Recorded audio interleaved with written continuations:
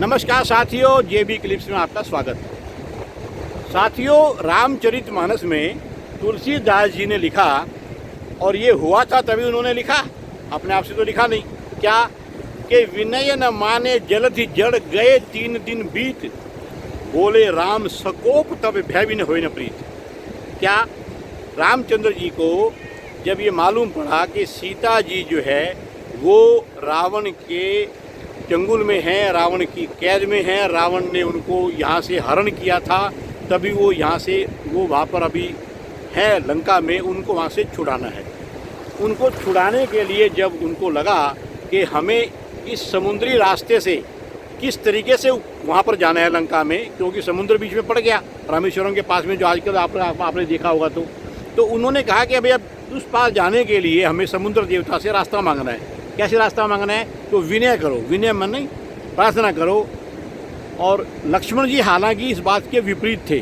उनको लग रहा था कि हमारे अंदर इतनी शक्ति है, इतने बलशाली हैं, इतने हम हैं।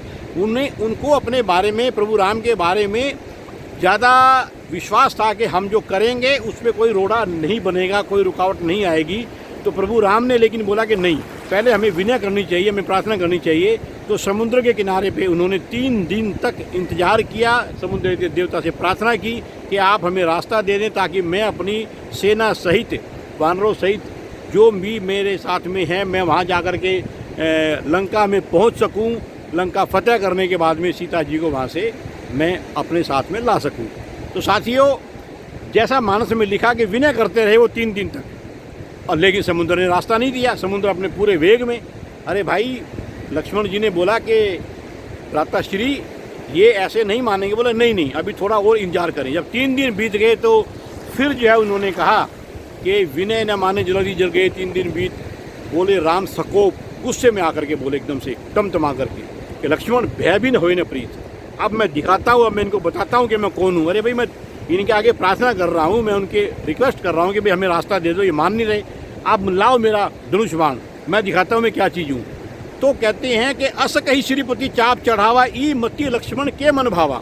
यानी ऐसा करके कह करके श्रीपति मतलब जो है ये प्रभु राम के लिए कहा गया है कि अस कही, ऐसा कह करके श्रीपति चाप चढ़ावा। मतलब समुद्र को वो मारने के लिए, समुद्र को सुखाने के लिए उन्होंने धनुष पर अपने बाण को कसा।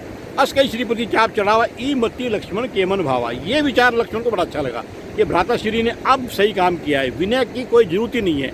तो साथियों, ये तो बात एक हो गई अलग कि इस संदर्भ में मैं सिर्फ ये कहने जा रही हूँ, उस समय जो समय था वो तो प्रभु थे, अवतार लेकर के आए थे, अपने कार्य कर करके अपने जीवन लीला उन्होंने की।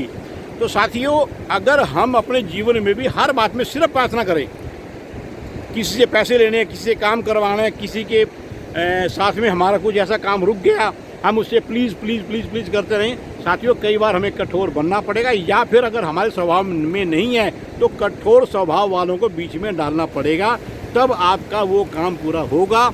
उसी संदर्भ में मैंने ये क्लिप कही है। उम्मीद है कि ये आप लोगों को पसंद आएगी कि विनय हर काम में नहीं है, थोड़ा कठोर बनना चाहिए। नमस्कार, जय श्री राम। अगले क्लिप में फिर से मिलेंगे।